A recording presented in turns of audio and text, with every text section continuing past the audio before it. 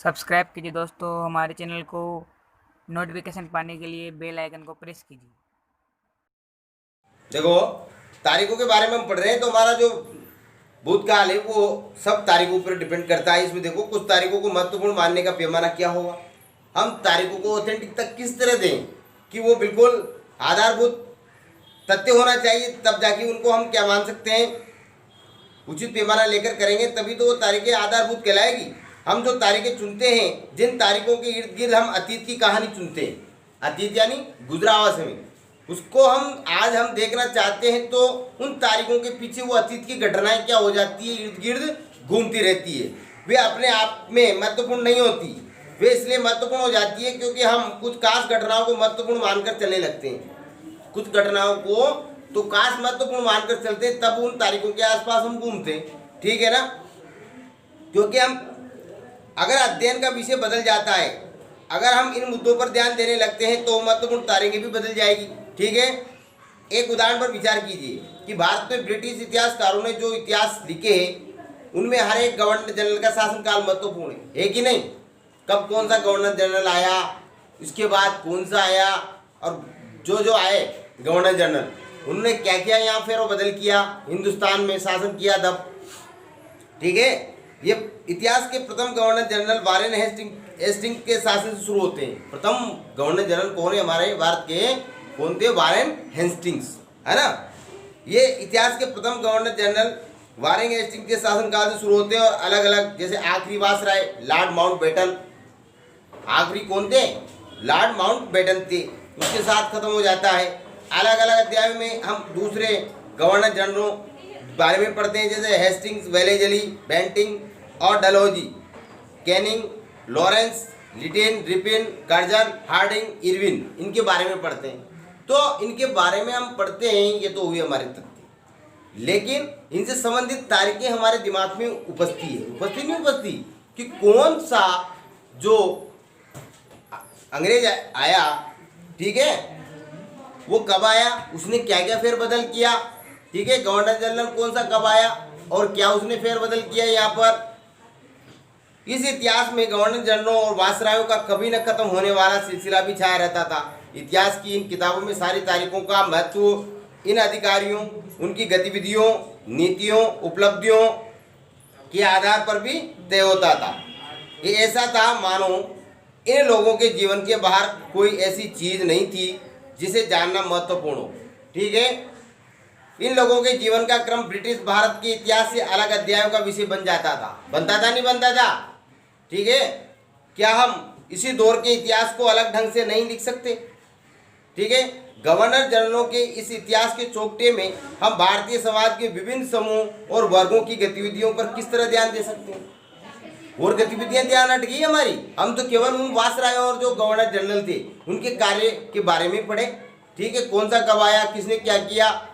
ठीक है ना बेटा, जब हम इतिहास या कोई कहानी लिखते हैं तो इसे टुकड़ों या अध्यायों में बांट देते हैं। बांटते नहीं या बांटते, कोई कहानी पढ़ते हो तुम तो उसको टुकड़ों में पढ़ते नहीं पढ़ते, हम पढ़ते हैं ना। ऐसा इसलिए किया जाता है ताकि अध्याय के कुछ सामंजस्य बना रहे। जैसे कहानी में टॉपिक वाइज कहानी नहीं होगी तो सारा क्या हो जाएगा, कचरा हो जाएगा। अब हम उसमें टॉपिक वाइज पढ़ेंगे कहानी को भी तो कहानी बढ़िया समझ में आएगी नहीं आएगी। ऐसा इसलिए किया जाता है ताकि इस अध्याय में कुछ क्या बना रहे, सामंजस्य बना रहे। ठीक है ना। इसका मकसद कहानी को इस तरह सामने लाना होता है, उसे आसानी से समझा जा सकता है और याद भी रखा जा सकता है। नहीं रखा जा सकता है बेटा। इस प्रक्रिया में हम सिर्फ उन घटनाओं पर जोर देते हैं जो उस कहानी को पेश करने में क्या होती है, मददगार होती है। इतिहास गवर्नर जनरलों के जीवन के इर्द गिर्द चलता है नहीं चलता। कौन सा गवर्नर जनरल कब आया, किसने क्या किया। इससे भारतीयों की गतिविधियों को कोई मायने नहीं रखती, उसके लिए वहाँ कोई जगह नहीं होती। फिर क्या किया जाए, जाहिर है हम अपने इतिहास का एक अलग खाका बनाना पड़ेगा। इसका मतलब ये है कि जब तक जिन तिथियों को महत्व दिया जा रहा था वे महत्वपूर्ण नहीं रहेगी, हमारे लिए नई तिथियां क्या हो जाएगी, महत्वपूर्ण हो जाएगी। होगी नहीं होगी। हम अवधियां कैसे तय करते हैं, अवधियां मतलब समय रेखाएं। ठीक है ना। देखो, अब इसमें टॉपिक है कि हम अवधियां कैसे तय करते हैं। तो 1817 में स्कॉटलैंड के अर्थशास्त्री और राजनीतिक दार्शनिक कौन थे? उनका नाम था जेम्स मिल। क्या नाम था उनका? जेम्स मिल ने 3 विशाल खंडों में a history of British India, British Bharat का इतिहास नामक एक किताब लिखी। किसने लिखी? जेम्स मिल ने। याद रखिएगा कब लिखी? 1817 में, है ना। इस किताब में उन्होंने भारत के इतिहास को हिंदू, मुस्लिम और ब्रिटिश इन 3 कालखंडों में बांटा। किन किन में बांटा? हिंदू, मुस्लिम और किस में बांटा बेटा? ब्रिटिश यानी अंग्रेज। ठीक है। कालखंडों के इस निर्धारण को ज़्यादातर लोगों ने मान भी लिया। क्या आपको भारतीय इतिहास को समझने की नई तारीखों की कोई समस्या दिखाई देती है? इतिहास को हम अलग अलग कालखंडों में बांटने की कोशिश क्यों करते हैं? क्यों करते हैं? क्योंकि अलग अलग कालखंड की अलग अलग विशेषता है। ठीक है। मुगल शासन पीरियड की अलग है, अंग्रेजों का शासन पीरियड अलग है कि नहीं? है कि नहीं बेटा? इसकी भी एक वजह है, हम एक दौर की खासियतों, उसके केंद्रीय तत्वों को पकड़ने की कोशिश करते हैं। करते नहीं करते हैं? जैसे मुगलों ने जो कार्य किए वो अंग्रेजों ने थोड़ी किए, और अंग्रेजों के समय जो विविधताएं हुई है उतनी मुगलों के समय नहीं हुई। अलग अलग है उनका राजनीतिक मंच अलग है, सामाजिक मंच अलग है, नहीं है क्या? लोगों में जागृतियाँ कैसे फैली? अलग अलग समय में अलग अलग जागृतियाँ अलग अलग टाइप से आई। तो उनका जो केंद्रीय भाव है समझने का, वो हमें कालखंडों में बांटने पर ही क्या मिलता है? उससे संबंधित जानकारी मिलती है। इसलिए ऐसे शब्द महत्वपूर्ण हो जाते हैं जिनके सहारे हम समय को बांटते हैं। ये शब्द अतीत के बारे में हमारे विचारों को क्या दिखाते हैं? दर्शाते हैं। वे हमें बताते हैं कि एक अवधि से दूसरी अवधि के बीच आए बदलाव का क्या महत्व है। बदलाव आया कि नहीं आया? हर 10 साल में बदलाव नहीं आता क्या? आया ना बेटा? अभी पिछले साल में, इस साल में बदलाव नहीं देखने को मिला क्या? पिछले साल कोरोना कहा था, इस साल कोरोना आया कि नहीं आया? आया ना। मिल को लगता था कि सारे एशियाई समाज सभ्यता के मामले में यूरोप से पीछे है। सभ्यता और डेवलपमेंट में आज हमारा जो ये है क्या महाद्वीप, यूरोप सबसे ज़्यादा प्रोग्रेस कौन कर रहा है? यूरोप महाद्वीप कर रहा है, नहीं कर रहा? कर रहा है ना। इतिहास की उनकी समझदारी ये थी कि भारत में अंग्रेजों के आने से पहले यहाँ हिंदू और मुसलमान तानाशाहों का ही राज था। ताज नहीं था बेटा, यहाँ था ना। यहाँ चारों ओर केवल धार्मिक बैर था, आपसी वैमनस्यता थी कि नहीं थी? हिंदू मुस्लिम लड़ रहे थे, नहीं लड़ रहे थे? और अंधविश्वासों का ही बोलबाला था। अंधविश्वास नहीं था कि ढोंग पाखंड अंधविश्वास। ठीक है। मिल की राय में ब्रिटिश शासन भारत को सभ्यता की राह पर ले जा रहा था। मिल जो था ब्रिटिश इतिहासकार, वो क्या मानता था कि जो हमारा जो द्वारा चलाया गया शासन है, अंग्रेजी शासन, वो भारतीयों के लिए क्या कर रहा है? पुनर्जागरण का कार्य कर रहा है, लोगों में जागृति ला रहा है, सामाजिक स्तर पर भी ला रहा है, धार्मिक स्तर पर भी ला रहा है। ठीक है। ये काम के लिए जरूरी था भारत में यूरोपीय शिष्टाचार, कला, संस्थानों और कानूनों को लागू किया जाए। मिल ने तो यहाँ तक सुझाव दिया कि अंग्रेजों को भारत के सारे भूभाग पर कब्जा कर लेना चाहिए। जो मिल था ना, जेम्स मिल, जिसने हिस्ट्री की किताब लिखी, अभी बताई थी मैंने आपको, उसने क्या माना कि जितना भी हिंदुस्तान का भूभाग है वो सबको क्या कर देना चाहिए? सभी भूभाग को किसको दे देना चाहिए? अंग्रेजों। किसको दे देना चाहिए? अंग्रेजों को दे देना चाहिए। कब्जा कर लेना चाहिए ताकि भारतीय जनता को ज्ञान और सुखी जीवन प्रदान किया जा सके। उसका क्या मानना था कि पूरे भूभाग पर ही अंग्रेजों का शासन हो जाएगा ना, तो सभी लोगों को अंग्रेज क्या देंगे? ज्ञान देंगे, सुशासन देंगे। ठीक है। लोगों में जागृति लाएंगे। उनका मानना था कि अंग्रेजों की मदद के लिए बिना हिंदुस्तान प्रगति नहीं कर सकता। जेम्स मिल का क्या मानना था? अगर अंग्रेज भारत पे राज नहीं करेंगे तो भारत आगे नहीं बढ़ेगा। ठीक है बेटाओ। इतिहास की धारणा में अंग्रेजी शासन प्रगति और सभ्यता का प्रतीक था। अंग्रेजी शासन से पहले सारा अंधकार का दौर था। ठीक है। अंधविश्वास था कि नहीं था? जैसे अंग्रेजों के समय तो मिटी है सती प्रथा, नहीं मिटी क्या? 1829 में सती प्रथा थी, है ना, उस समय। क्या इस तरह की धारणा को स्वीकार किया जा सकता है?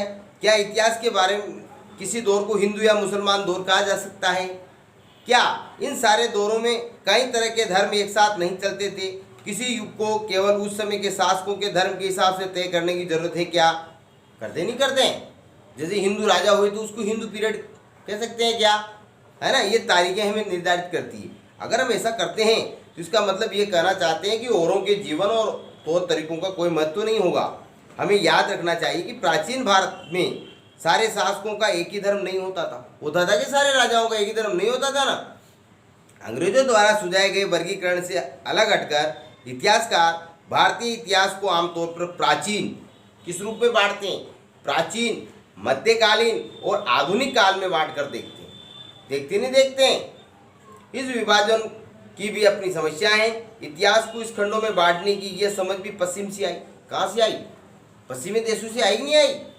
अरे ये 3 भाग जो बताए, प्राचीन, मध्यकालीन और आधुनिक काल, ठीक है, ये समय के कालक्रम को बांटने का जो सुझाव है वो कहाँ से आया? पश्चिम के देशों से, अर्थात यूरोप के देशों से। आया कि नहीं आया? अंग्रेजों ने तो दिया बेटा। हुई इतिहास को इन खंडों में बांटने की समझ भी पश्चिम से आई। पश्चिम में आधुनिक काल को विज्ञान, क्या कहते हैं आधुनिक काल को? वहां पर अभी भारत में भी विज्ञान कहने लगे नहीं लगे, है ना? तर्क, लोकतंत्र, मुक्ति और समानता जैसी आधुनिकता की ताकतों के विकास का युग माना जाता है। उनके लिए मध्यकालीन समाज वे समाज थे जहां आधुनिक समाज की विशेषताएं नहीं थी।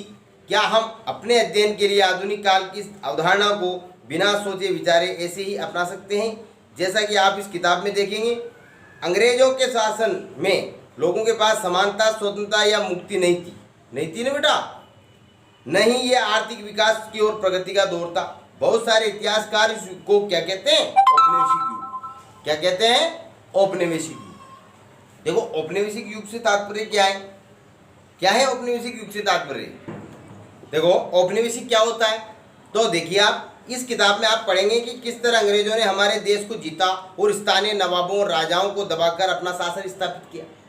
किस तरह किया? इस किताब में आप पढ़ेंगे इस चीज को। तो कैसे किया? पहले तो यहाँ व्यापार करने आए थे, मतलब उपनिवेश स्थापित किया था उन्होंने, उद्योग धंधा स्थापित किया। क्या नहीं किया? धीरे धीरे पूरे भारत के सभी कोने कोने में उन्होंने अपने उद्योगों का प्रसार किया, ठीक है, अर्थात अपने उपनिवेश स्थापित किए। तो इस प्रकार उपनिवेश स्थापित करने की जो प्रक्रिया है वो औपनिवेशिक कहलाती नहीं कहलाती? औपनिवेशीकरण कहलाती नहीं कहलाती बेटा?